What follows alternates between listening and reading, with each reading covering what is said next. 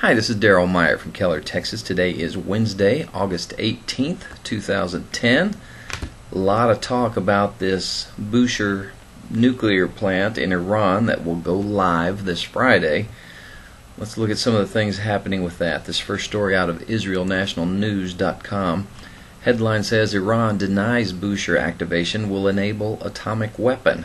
Iran is denying a doomsday message to the world by former U.S. diplomat John Bolton, warning that activation of a nuclear reactor in the Islamic Republic will end the chance to prevent Tehran from developing an atomic weapon. Iranian officials denied Wednesday, today, that the Bushehr nuclear power plant will produce enriched uranium or an atomic weapon after it is activated Friday. Still, to protect its nuclear investment, Iran has vowed to close the Strait of Hormuz if necessary. On Friday, this coming Friday, August 20th, Russia is scheduled to begin loading nuclear fuel rods into the reactor, also built by Moscow. So clearly we're seeing how Iran and Russia are lining up together, as Bible prophecies also predict. Iranian MP Hossein Sobhaniniya has claimed the fueling of the plant cannot be linked to Iran's nuclear enrichment program. Iran is well aware of its responsibilities. His colleague, Iranian MP Mohammad Karim Shahrzad, added a warning, however. According to a report broadcast by the country's English-language Press TV news network, the time frame for enrichment activity is a domestic matter, he said. It is an issue in which the United States is not entitled to interfere. Really? Okay, we can't interfere with a rogue country that has called for the annihilation of another country, and oh, by the way, they want to pursue nuclear technology. Oh, but it's just for peaceful purposes. And oh yeah, by the way, their leader believes in this crazy religious theory that he has to usher in their 12th Imam or Mahdi by creating global chaos. But oh yeah, the nuclear pursuit's just peaceful. All peaceful. You know, trust me. Trust me. Come on. It kills me to see how blind the world is to what's really happening. I can't believe the blinders that are on so many people. They can't see what's really happening here. Anyway, Bolton, the former U.S. ambassador to the UN, has warned it'll be too late to attack because such a move after they install the nuclear fuel rods would cause radioactive fallout that could reach as far as the Persian Gulf. So, clock is ticking. Let's see what happens this Friday or Saturday. Here's another story out of Yahoo.com. Russia defends Iran nuclear plant ahead of launch. This out of Russia. Russia today defended the nuclear power plant it is building for Iran in the southern city of Bushehr, days ahead of a ceremony to mark the formal launch of the facility. Foreign Minister Sergei Lavrov described the controversial power plant as an anchor that would keep Iran firmly fixed to peaceful use of nuclear energy. You know, hey, if it's purely for peace and they were being honest with us, I'd be all for it. I'd have no problem with it. I think nuclear energy is probably the cleanest, most energy efficient energy there is, short of wind turbines or something like that. But we know that's not their long-range goal. It's not. I'm sorry. They can lie to us all they want. They are pursuing weapons. I guarantee you. He goes on to say it's the most important anchor that keeps Iran within the regime of non-proliferation, he told reporters on the sideline of a regional summit in the Black Sea resort of Sochi. It is fully protected from any proliferation risk whatsoever. The idea is shared by all the leaders of Western countries. Okay. And it goes on to talk about other things, mostly speculation, which, you know, I don't like to give in to speculation because that's all it is. I am quite certain, though, they are pursuing nuclear weapons, and next week Iran will tell us about these new weapons they have. Here's a story out of the JerusalemPost.com. Iran asked the IAEA to oppose sanctions. The ambassador says measures are a threat to all third world countries. Iran's ambassador to the International Atomic Energy Agency, or the IAEA, Ali Asghar Soltani called on the organization to oppose sanctions today, Iranian news network Press TV reported. The IAEA should counter incorrect and unfriendly attitudes, including sanctions and resolutions by the UN Security Council, which undermine cooperation, he reportedly said. The IAEA should know that Iran had cooperated with the agency beyond its undertakings to show its goodwill and build transparency.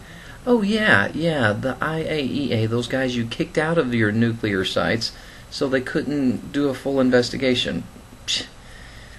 Isn't it amazing to see what's happening these days?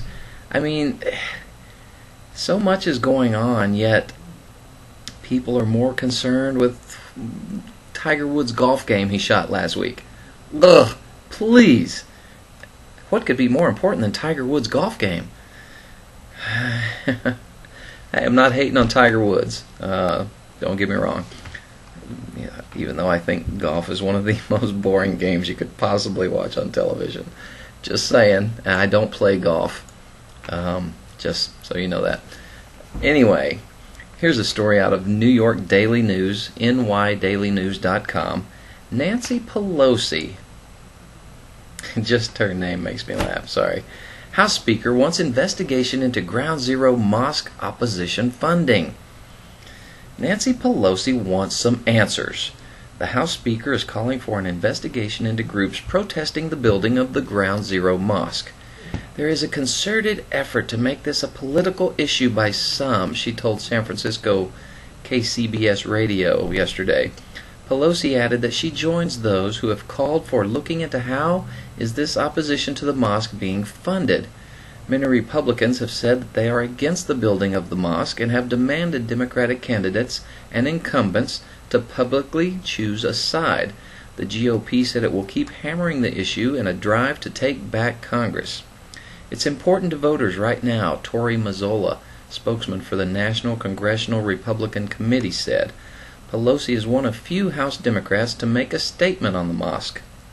Senate Majority Leader Harry Reid, Democrat from Nevada, broke from the president on Monday and said the mosque should be built someplace else.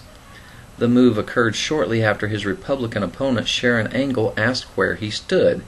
Mayor Michael Bloomberg has previously said an investigation into how the $100 million project is funded would be un-American. Pelosi said the matter is a zoning issue in New York City and would like the matter to be determined by city residents. She said the issue might be ginned up in order to help Republican candidates. In New York, I'm sure the New Yorkers would like to make their own urban development decision themselves, Pelosi said. Okay, let me stop right there. This is coming from someone in the administration who is trying to tell a whole country, Israel, halfway around the world, where to build, what they can build, and who they can build for. And that, oh, you can't build for those Jewish people.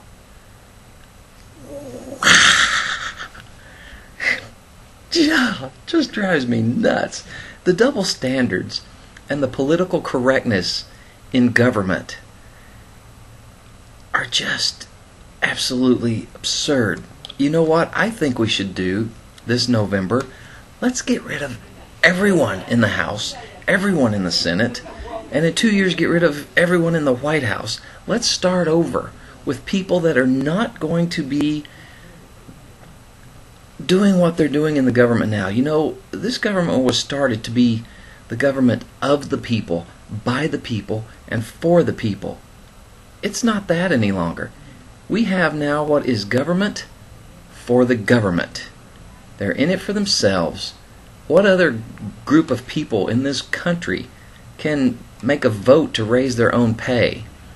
You know, what group in this country can sit there and tell everyone to do this, yet they don't do it? They're trying to shove this health care bill down our throats. Are any of the House or Senate or Congress or White House going to be on this health care bill they're trying to shove down our throats? Of course not.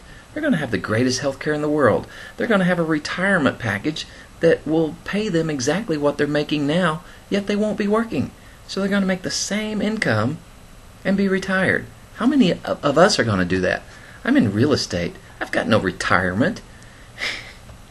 It just drives me nuts. We need to clean house. Let's get rid of everyone in the House and Senate and Congress. Let's get rid of the president. Let's start over with some blue-collar, red-blooded American patriots that are going to look out for the best interest of this country called America. Used to be the land of the free and the home of the brave. Anymore, it's the land of the controlled and oppressed and home of the politically correct cowards. I'm sorry. I love my country. I hate seeing it go down the toilet like it is. Something needs to be done. And this woman, Nancy Pelosi, is one of the first, should be kicked right out on her tail. Sorry. May not be the popular opinion, but you know what?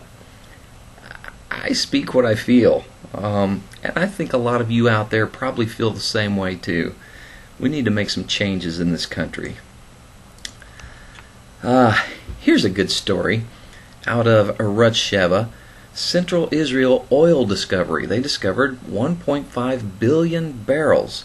Estimates of the amount of oil in the Rosh Hashanah discovery have risen to 1.5 billion barrels, and there is more oil offshore, but it is not yet known how much of the black gold can be extracted for commercial use.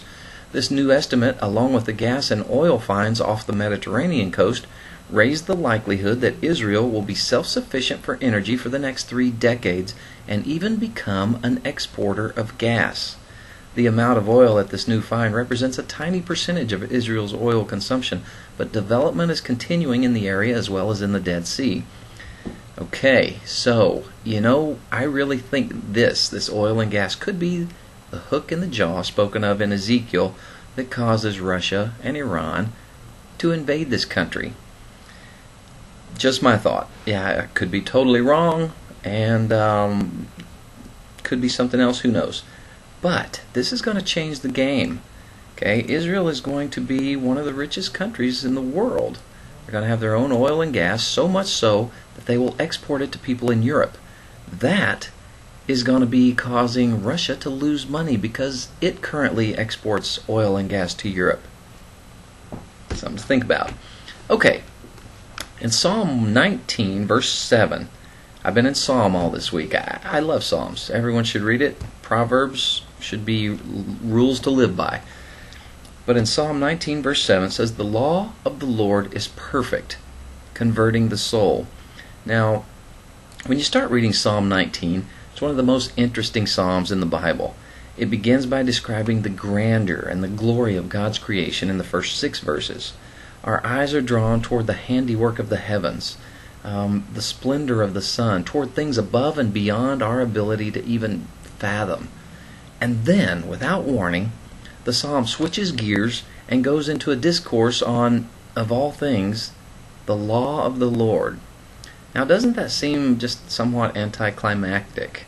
I mean, we begin with the beauty and the majesty of creation, and then we end with the law. Far from being anticlimactic, there's a powerful point being made here. For as awesome as the stars in the sky are, and as glorious as the galaxies are, which I don't know if you've been on Hubble.com, but look at some of the thousands of galaxies that thing finds. It's amazing. They pale in comparison to the law of the Lord, because the law of the Lord possesses the power that can do nothing else in the entire universe. It can convert the soul.